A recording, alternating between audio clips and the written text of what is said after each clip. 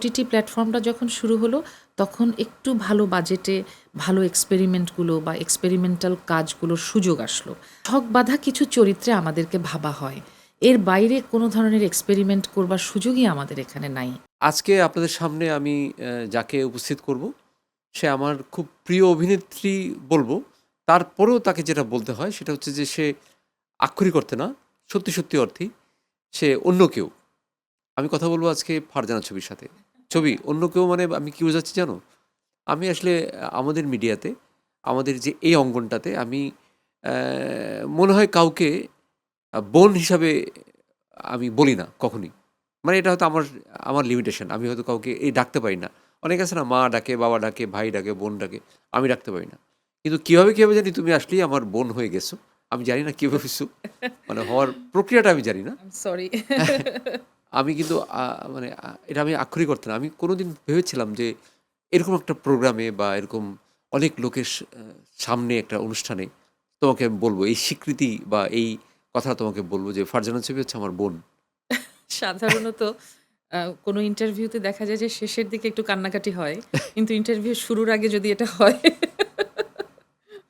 তো আমরা চোখটা কান্নাকাটি করে ভাইরাল চোখ হওয়ার চেষ্টা করব। হ্যাঁ, তো আসলেই। তো এখন তুমি বলো তুমি কেমন আছো? আমি খুব ভালো আছি। কিন্তু খুব আবেগাপ্লুত হয়ে পড়েছি অনুষ্ঠানের শুরুতেই। জানি না ভবিষ্যৎ কি? না ভবিষ্যৎ অনেক কিছু ভবিষ্যৎ আছে। আমাদের এই প্রোগ্রামটা বেসিক্যালি এই যে আমি বললাম যে প্রিয় প্রশ্নগুলি। জি, পরে শেষে দেখা যায় বলে যে, "ভাই আপনি তো অপ্রিয় কিছু বললেন না। সবই হ্যাঁ। তো প্রিয় বললেন।" এখন অপ্রিয় কিছু হয়তো আমি বলতে পারি না। না হ্যাঁ, হয় কি যে প্রশ্ন তো প্রশ্নই। আ দেখা যায় যে একটা একটা কথা বলার ধরনের উপর নির্ভর করে যে সেই কথাটা বা সেই প্রশ্নটা প্রিয় হবে কি অপ্রিয় হবে। এখন আপনি যখন কথা বলেন, আপনার সাথে দেখা যায় যে সেই কথাটা আপনি হয়তো একটা কঠিন কথাকে সহজ করে বলবার যে ক্ষমতাটা বা রাখেন বা যে যোগ্যতাটা রাখেন, সেটার জন্য হয়তোবা এই সিটে যারা বসে তাদের কাছে সেটা সহজ হয়ে যায়। এমনও তো হতে পারে। না এটা হতে পারে। হ্যাঁ, কারণ আবার তুমি যেটা হচ্ছে আমি কিন্তু আবার এই প্রোগ্রামে হুম, এখন পর্যন্ত যাদের ইন্টারভিউ করছি, জি, সবাইকে আপনি করে বলতাম। মানে সবাই আমার সিনিয়র ছিল। আচ্ছা, আর তুমি যেহেতু বোন, তোমাকে তো আর আপনি বলতে পারছি না। জি, তোমাকে তুমি করে বলতে হবে। জি, এই ফার্স্ট কাউকে আমি তুমি করে বলছি। তো এটাও একটা মজার একটা ব্যাপার। এটা জি, অন্যরকম একটা জি, ফিলিংস এর ব্যাপার। জি। শারীরিক অনেক ডিসএবিলিটি উনার ছিল। তো সেই ডিসএবিলিটিটা তো তখন আমি দেখতে পাচ্ছি না। তখন উনি অলরেডি উঠে দাঁড়িয়েছেন। কোনো ক্যারেক্টারে সাপ ধরতে হবে, ধাপ করে ধরে ফেললাম। কোনো ক্যারেক্টারে হঠাৎ পানির মধ্যে জাম্প করতে হবে। আমি জানি আমি সাঁতার পারি না, কিন্তু ধাপ করে জাম্প করে দিচ্ছি। তো ছবি অনেক আড্ডা দিব। তো জি, কোথা থেকে শুরু করব এটা আমি জানি না। কিন্তু যেহেতু তুমি অভিনয় শিল্পী, হয়তো তোমার অভিনয়টা নিয়ে আমরা ১ম দিকে আলাপ আলোচনা করব। একটা ব্যাপার আমাকে মুকিত জাকারিয়া ভাই সেদিন বলছিল ফোনে যে, "আপনার গেস্ট কে?" আমি বললাম যে, "ফারজানা ছবি।" বলে, "সে তো খুবই ভালো অভিনেত্রী। আমার খুবই পছন্দের অভিনেত্রী। আপনি তাকে এই প্রশ্নটা করেন।" ওনার কাছ থেকে আমি প্রশ্নটা ধার করে নিয়ে আসছি। ওই প্রশ্নটা তোমাকে করব আগে। ইস! সে থ্যাংক ইউ। মুকিত ভাইকে অনেক, অনেক ধন্যবাদ। তো জি। উনি যে কোয়েশ্চেনটা করতে বলছিল যে, "তুমি মনে হয় আজকে থেকে আরো ১০-১২ বছর আগে একটা নাটক করেছিলে, যেটার মধ্যে প্রতিবন্ধীর ক্যারেক্টার করেছিলে। কি নাটক ছিল সেটা?" সীমানা পেরিয়ে মাতিয়া বানু শুকুর লেখা এবং ডিরেকশন এবং এই গল্পটি একটি সত্যি ঘটনা অবলম্বনে শারীরিক এবং মানসিকভাবে কিছু প্রতিবন্ধকতার সম্মুখীন একজন মানুষ তাকে নিয়ে এই গল্প তার নাম শিউলি সাথী এবং শিউলি সাথীর চরিত্রে আমি নাম ভূমিকা অভিনয় করেছি সীমানা পেরিয়ে অভিনয়ের মধ্য দিয়ে আমি মেরিল প্রথম আলোর সমালোচক পুরস্কারের সেরা অভিনয় শিল্পী হিসেবে নির্বাচিত হয়েছিলাম এবং তার চরিত্রটি করতে গিয়ে তিনি তো ১ম এ একেবারে শারীরিকভাবে আ শারীরিক অনেক ডিসএবিলিটি উনার ছিল। তো সেই ডিসএবিলিটিটা তো তখন আমি দেখতে পাচ্ছি না। তখন উনি অলরেডি উঠে দাঁড়িয়েছেন। তার বাবা-মার অনেক প্রচেষ্টা ছিল, তার নিজের প্রচেষ্টা ছিল। ব্যাপারটা অনেক চ্যালেঞ্জিং। তো আমি তার মধ্য থেকে তার প্রিভিয়াস যে স্টোরিগুলো, তার যে নিজেকে তৈরি করবার যে জার্নিটা, এটা জানবার জন্যে একটা দিন যথেষ্ট ছিল না। আমি ১ম এ ধূপখোলায় তার বাড়িতে গেলাম এবং তার সঙ্গে সারাটা দিন কাটালাম। ফিরে আসার সময় মনে হলো যে তাকে এবং তার সঙ্গ আমার আরেকটু প্রয়োজন। তার বাবা-মাকে বলে আমার সঙ্গে নিয়ে আসলাম এবং আমার বাড়িতে যখন তাকে নিয়ে এলাম, রাতে যখন আমরা একসাথে ঘুমাচ্ছি, তখন আমার বাড়ির সবার মাঝে একটু আশঙ্কা কাজ করছিল। কারণ তখনও উনি সম্পূর্ণ মানসিকভাবে সেটেলড না। এবং আমরা অনেক রাত পর্যন্ত গল্প করলাম এবং তার অনেক, অনেক কথা শুনলাম। পরদিন শুটিং। ঘুমালাম। কিন্তু রাত 3:30টার সময় উনি উঠে বসে গেলেন। বসে গিয়ে হঠাৎ খুব কাঁদতে শুরু করলেন এবং তার জীবনের অনেক চড়াই উতরাইয়ের কথা তার মনে পড়ছিল এবং সেই গল্পগুলো আমাকে বলছিলেন। এই যে তার সঙ্গে কাটানো সময়টা, এই সময়টার মধ্য দিয়ে আমি আমার পরদিনের সেই চরিত্রটির জন্য আমি তৈরি হয়েছি। তুমি কি রাত্রেবেলা ভয় পাইছিলা যে সে রাত্রেবেলা ঘুম থেকে উঠে তোমার গলা চেপে ধরে কিনা এরকম? আমার বাড়ির লোকেরা সেই ভয় পাচ্ছিলেন। আচ্ছা, কিন্তু আচ্ছা। আমার কেন যেন এই ভীতিগুলো হয় না। হয় নাই। আমার একটা খুব বদভ্যাস। অনেক দূরে কত দূর-দূরান্তে শুটিংয়ে যাই, কত মানুষের মাঝে যাই, কত ধরনের মানুষ, কত জীবনের মাঝে যাই। আমি কখনো কোনো কিছু নিয়ে কোনো আশঙ্কা বা ভয় আমার কাজ করে না। দেখা গেছে যে কোনো ক্যারেক্টারে সাপ ধরতে হবে, ধাপ করে ধরে ফেললাম। কোনো ক্যারেক্টারে হঠাৎ পানির মধ্যে জাম্প করতে হবে। আমি জানি আমি সাঁতার পারি না, কিন্তু ধাপ করে জাম্প করে দিচ্ছি। তো এটার জন্য মা, আমার বোন সবসময় সতর্ক করতেন যে, "এতটা ডেডিকেটেড মানে ডেডিকেটেড হও, কিন্তু একটু এত বেশি না। এত বেশি না, ভাবনা চিন্তাটা না, এটা মাথায় তো রাখো।" মেইন কথা কি যে আমার কাছে প্রধান যেটা মনে হয় যে অভিনয়টাকে বিশ্বাস করে যারা করে যে এটা আসলে আমার রিয়েল লাইফ, এটা কোনো অভিনয় না। এই ক্যারেক্টারটা হচ্ছে আমি। আমি তোমাকে নিয়ে কাজ করতে গিয়ে দেখছি যে তুমি আসলে ক্যারেক্টারকে বিশ্বাস করো।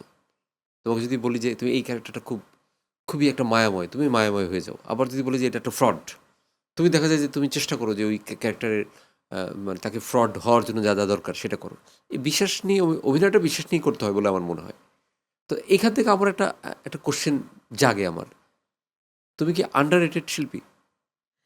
এই কথাটা আমার কাছে মনে হয় যে অনেকে কথাটা বুঝতে পারে না। আন্ডাররেটেড বললে কথাটা নিয়ে আ মানে একটু বিব্রত হয়। তোমার যেখানে থাকার কথা তুমি এখানে নাই।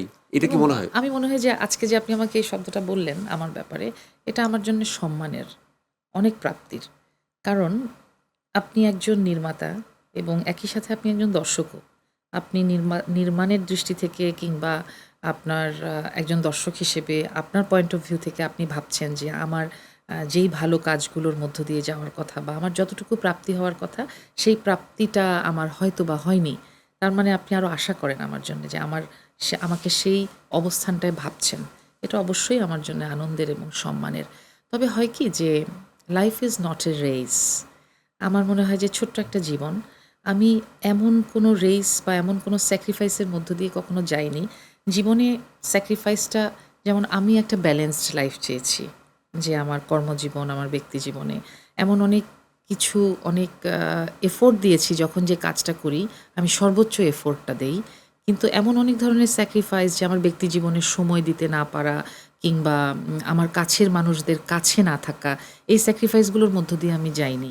তো আমার কাছে মনে হয়েছে যে আমি অভিনয়টা করছি, যখন যে চরিত্রটা করব আমার সর্বোচ্চ চেষ্টা থাকবে। কিন্তু আমি আমার কাছের চারপাশের মানুষদের সময় দিতে চাই, আমি যত্ন নিতে চাই। আমি জীবনটাকে আমার মতো করে দেখি। আমার না, মনে হয় যে আমার সন্তানের যে বেড়ে ওঠা, সেটা দেখার মাঝেও আমার পরিণত হওয়াটা নির্ভর করছে তার উপরে। এবং সেটা দেখার মধ্য দিয়ে আমি সমৃদ্ধ হচ্ছি। একটু, একটু করে আমি আমার পরিপূর্ণতাটাকে পাচ্ছি। তো এই যে জীবনের সবকিছু মিলিয়ে জীবনের যে ক্যানভাসটা আঁকা, সেই ক্যানভাসটা আসলে আমি আমার মতো করেই এঁকেছি। আমার কখনো মনে হয় না যে আমি কোন কাজটা করতে পারিনি বা ওটা কেন আমার হলো না, সেটা কেন পেলাম না। আমি এভাবে ক্যালকুলেশন করি না। বরঞ্চ আমি মনে করি যে আজকের এই যে আপনার সাথে আমি কথা বলছি, অসংখ্য নির্মাতা, নাট্যকার কিংবা চিত্রনাট্যকার এবং আমার কর্মক্ষেত্রে যত কলাকুশলী সহকর্মী, তারা প্রত্যেকে আমাকে বিভিন্ন ধরনের চেকার্ড ক্যারেক্টারে ভেবেছে। আমি এত ভিন্নধর্মী সব চরিত্রে অভিনয় করার সুযোগ পেয়েছি, এটার জন্যও আমি অনেক গ্রেটফুল আমার ইন্ডাস্ট্রির কাছে। এবং আমার পুরো কলাকুশলী, শিল্পী, ডিরেক্টর, রাইটার প্রত্যেকে কিন্তু আমাকে যেই সম্মানটা দিয়েছে, এটাও অনেক বড় প্রাপ্তি। না কিন্তু মানে আমি যে কারণে বলেছি সেই কারণটা হচ্ছে যে তুমি খুবই ভার্সেটাইল একটা অ্যাক্ট্রেস। তুমি মানে অনেক মানে তোমার ক্যানভাসটা অনেক বড়। তুমি অনেক ধরনের ক্যারেক্টার তুমি সাহস করে করতে পারো। যেটা আমাদের পার্শ্ববর্তী দেশেও দেখা যায় যে যারা এই সাহসটা দেখায়, লাইক আমি তোমাকে বলি যে পঙ্কজ ত্রিপাঠী। হুম, পঙ্কজ ত্রিপাঠী মানে সে বলল যে সে যখন অভিনয় করতো টুকটাক, তখন সে কোনো একটা বড় একজন অভিনেতা তার হোটেলে আসছে। হোটেলের একজন এমপ্লয়ি ছিল। তার সাথে দেখা করতে মনোজ বাজপেয়ীর সাথে সে দেখা করতে গেছে। জাস্ট একবার গিয়ে হাত মিলাইছে তার সাথে। তো সে পরে বলল যে মনোজ ত্রিপাঠী বলতেছে যে, "আমি একটু হাত মিলাইছি, আমি জীবন ধন্য মনে করছি।" হুম। এখন মনোজ বাজপেয়ী তাকে যখন তার সেটে দেখে যে পঙ্কজ ত্রিপাঠী তার চেয়েও বড় শিল্পী হয়ে গেছে, তো এটা একটা কেমন একটা ব্যাপার না? মানে আর এখানে মানে এই যে শিল্পীর যে মূল্যায়নটা, জি, যেটা অন্যান্য কান্ট্রিতে হয়, আমাদের দেশে কি এটা হয় প্রপারলি? আমাদের দেশে এটা প্রপারলি হয় না। আমি আসলে কোনো ভনিতা করতে চাই না। আমি খুব পরিষ্কারভাবেই বলতে চাই যে আমাদের এর দেশে জন্য দায়ী কারা আসলে? আমাদের দেশে একজন শিল্পী যখন সত্যিকার অর্থে পরিণত হয়ে অনেক ভালো চরিত্রগুলোকে বুঝে করবার সময় আসে, বা সত্যি সত্যি একজন শিল্পী যখন পরিপক্ক হয়ে ওঠে, তখনই তার একটা রিটায়ারমেন্টের সময় হয়ে যায় আমাদের দেশে। এবং হয় কি যে খুব ছক বাঁধা কিছু চরিত্রে আমাদেরকে ভাবা হয়, এর বাইরে কোনো ধরনের এক্সপেরিমেন্ট করবার সুযোগই আমাদের এখানে নাই। এবং দেখা যায় যে একটা বয়সের পরে কিছু সীমাবদ্ধ কিছু চরিত্রে ভাবা হয় শিল্পীদেরকে, এবং এর বাইরে আর কোনো চরিত্র ভাবনা বা জীবনে যে আমাদের চারপাশে এত এত মানুষের এত ক্রাইসিস, প্রত্যেকটা বয়সের মানুষের ভিন্ন ভিন্ন মানসিক এবং ভিন্ন ভিন্ন যাপিত জীবনের দর্শন, এই দর্শনগুলোর কোনো কিছুরই ইমপ্লিমেন্টেশন কিন্তু আমাদের এখানে নাই। না, কিন্তু এখানে কি একটা ব্যাপার মনে হয় যে কোনো না কোনোভাবে দেখা যায় যে কিছু লোকজন বেশি সুযোগ পায়। এখন মানে তুমি কি তোমার কি মনে হয় যে তুমি যদি কোনো একটা সিন্ডিকেটে যুক্ত হতে পারতা, তাহলে হয়তো অনেক বেশি সুযোগ আসতো, ভালো কাজগুলো আসতো? যে ভালো কাজগুলো তোমার মনে হয় না যে এই ক্যারেক্টারটা আমি করতে পারলে খুব ভালো হতো? আসলে অত হিসেব নিকেশ করে কি শিল্পী হওয়া যায়? হওয়া যায় না কিন্তু।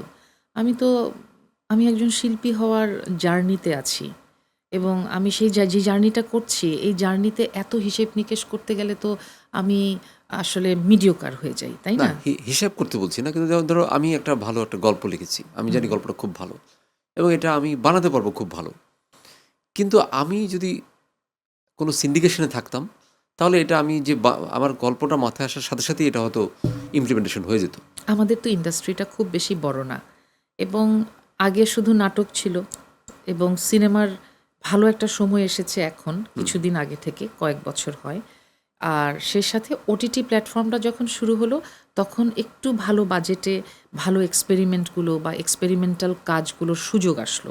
আমাদের কিছু নতুন নির্মাতা আসলেন, এবং আমাদের কিছু সিনিয়র নির্মাতারাও নতুন করে তাদের ভাবনাগুলোকে ইলাবোরেট করতে শুরু করলেন। তো এই যে ছোট্ট ইন্ডাস্ট্রি, কাজ অল্প, সেই কাজের মধ্যে খুব গুটি কয়েক মানুষের কাছেই ভালো কাজগুলো যাচ্ছে। এই ভালো কাজগুলো নিয়ে যে একটু এক্সপেরিমেন্ট করা হবে, বা প্রত্যেক শিল্পীকে ইকুয়ালি প্রত্যেকটা কাজে সুন্দরভাবে কাজে লাগানো হবে, সেই চেষ্টাটা আমাদের এখানে হয় না। হয় না?